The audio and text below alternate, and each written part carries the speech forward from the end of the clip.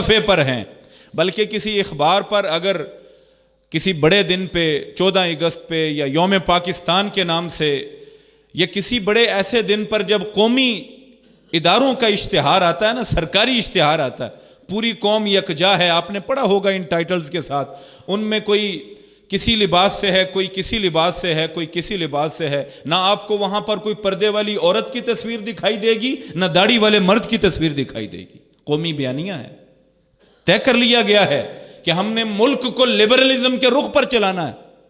نفرت اسی لیے مدارس سے، نفرت اسی لیے مساجد سے۔ یہ جو آپ لٹریچر دیکھتے ہیں نا مدارس کے خلاف، ایک چھوٹی سی خبر کو پوری دنیا میں یوں پھیلا دیا جاتا ہے، اس سے 1000 گنا بڑی خبریں آپ کو چرچوں کے بارے میں ہم دے سکتے ہیں، سینیکوک کے بارے میں ہم دے سکتے ہیں، موجود ہیں۔ لیکن مسئلہ یہ ہے کہ اس ملک میں کوشش کر کے اگلے 10 سال میں مدارس کے لیے ایک خاص ایک شکنجہ تیار کرنے کی کوشش کی جا رہی ہے، اور میرے بھائیوں یہاں پر اب ہماری ذمہ داری بنتی ہے، وہ جگہ جہاں پر اللہ اور اس کے رسول کا خالص پیغام دیا جاتا، ہم نے اس کی اب حفاظت کرنی ہے، یا یوں ہی اس کے ساتھ جس طرف ہمیں میڈیا چلائے ہم نے اس رخ چل جانا ہے؟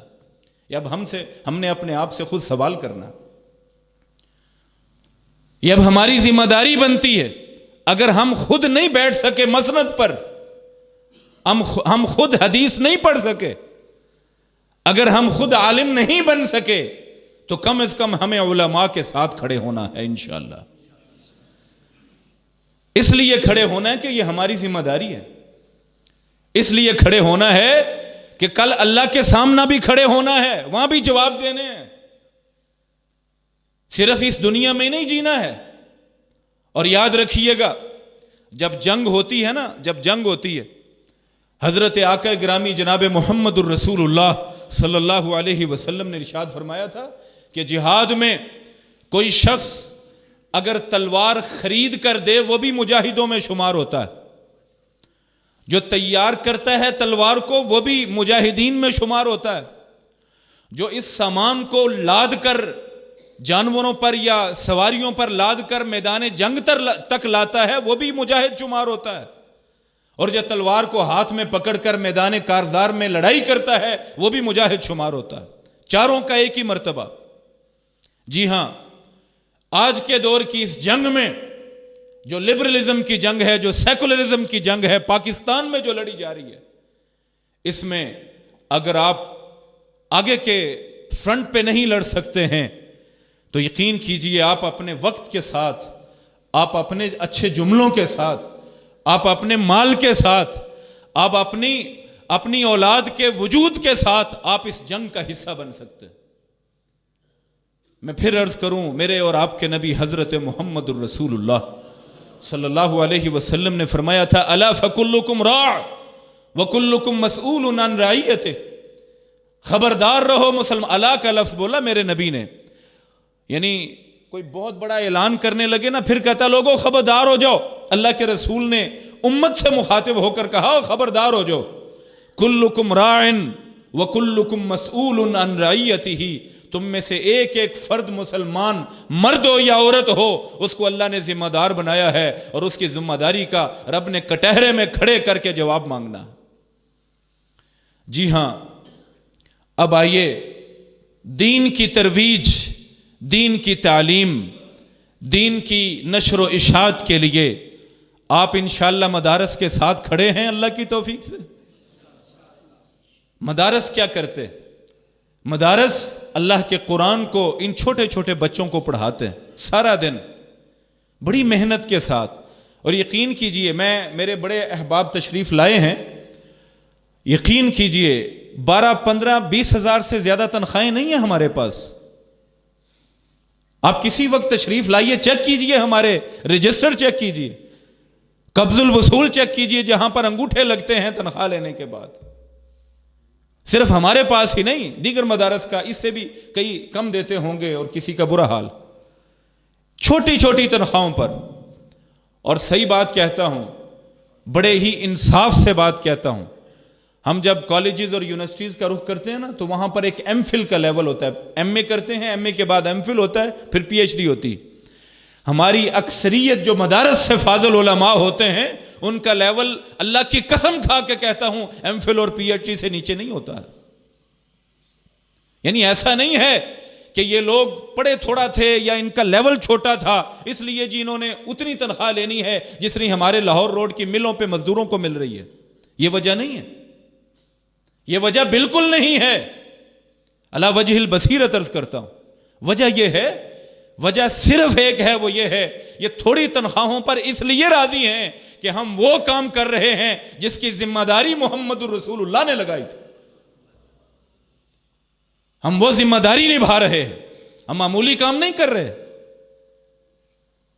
اس سادے سے حلیے میں پوری زندگی بسر کر دیتے ہیں.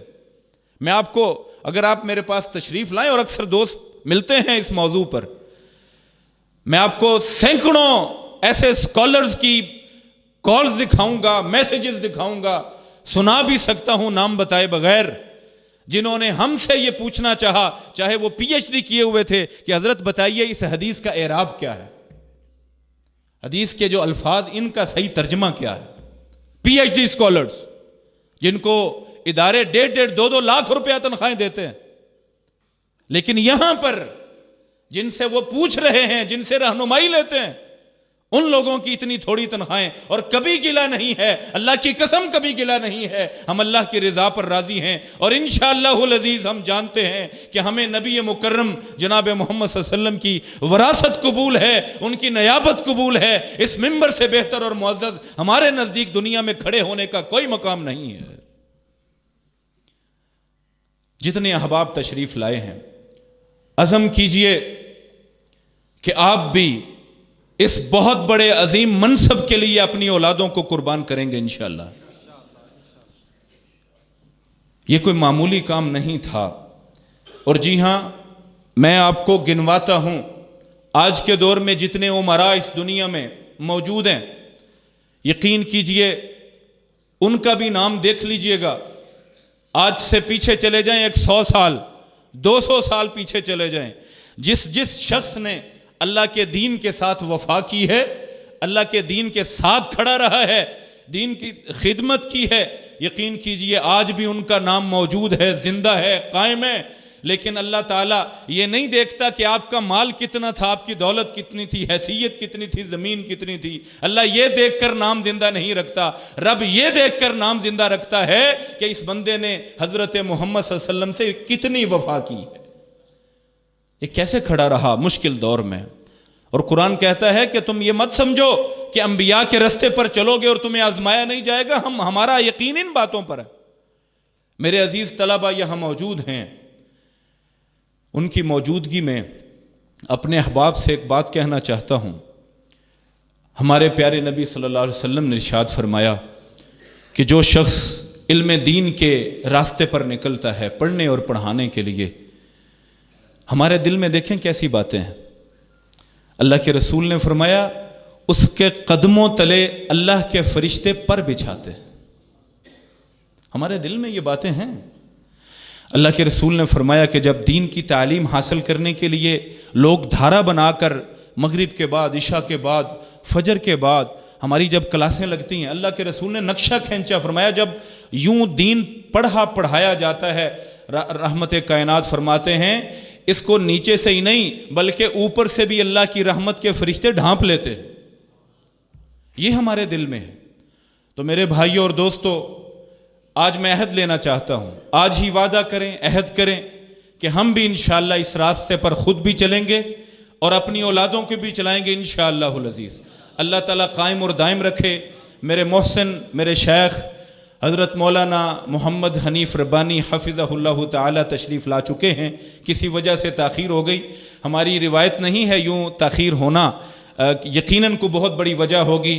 ہم دعوت سخن دیتے ہیں عزت مآب فضیلت مآب حضرت مولانا محمد حنیف ربانی صاحب کو, وہ آپ سے ہم کلام ہوتے ہیں اور انشاءاللہ پھر ہم عشاء کی نماز پڑھیں گے.